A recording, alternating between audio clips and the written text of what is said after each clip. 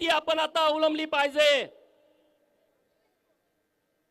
सगळ्यांनीच लढायची आवश्यकता नाही, सगळ्यांनीच हातामध्ये सुदर्शन चक्र घेण्याची आवश्यकता नाही आणि प्रत्येक वेळेस लढताना आपल्याच हातात बाण येईल असं नाही। कधी कधी अर्जुनाकडे बाण द्यावा लागतो आणि आपल्या सर्वांचा अर्जुन इथं व्यासपीठावरती बसलाय, बाण त्यांच्या हातामध्ये आहे, बाण त्यांच्या हातामध्ये आहे। आपण सगळे सैन्याच्या भूमिकेत आहोत, कार्यकर्त्याच्या भूमिकेत आहोत। तिकडच्या आळीमध्ये बऱ्याच गडबडी सुरू आहेत। त्यांना माहित आहे ओबीसी मध्ये जर फूट पाडली तरच आपलं गणित जुळू शकतं आणि म्हणून त्याने एक पिल्लू सोडलं। काय पिल्लू सोडलं की धनगरांना एसटीतून आरक्षण द्या, आमचा पाठिंबा आहे। धनगरांना एसटीतून आरक्षण द्या, तुमचा पाठिंबा आहे आणि तुमचा बाप तिकडे बसलाय, तो तिकडे विरोध करायला लावतोय। हे कळत नाही का रे धनगरांना?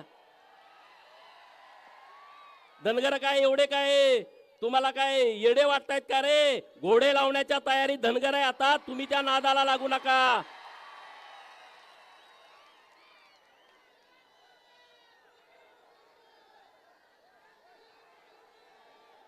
धनगरांना दोन भूमिकेत जावं लागणार आहे। धनगर समाजाच्या एसटी आरक्षणाची अंमलबजावणी करणं हे धनगरांच्यासाठी प्राथमिकता आहे। आम्ही लढाई लढू, रस्त्यावरची लढू, न्यायालयातली लढू, सरकार बरोबरची लढू। धनगरांच्या एसटी आरक्षणाची अंमलबजावणी करणं ही आमची प्राथमिकता आहे।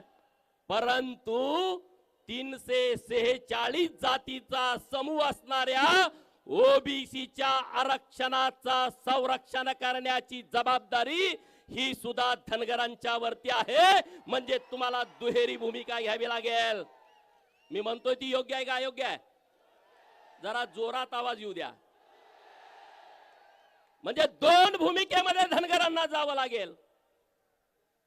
अख्ख्या भटक्या जमातीनं वंजारी समाजाचा आदर्श घेण्याची आवश्यकता आहे।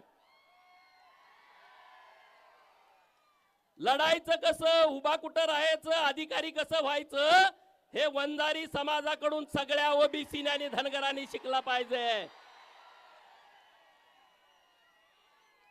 धनगरांनी तर पहिलं शिकलं पाहिजे। अरे मग या प्रस्थापिताच्या छाताडावरती घरी जाऊन नाचाल तुम्ही, एवढी क्षमता आणि ताकद तुमच्यामध्ये आहे। माझा माळी समाज एकजूट आहे, परंतु शांत आणि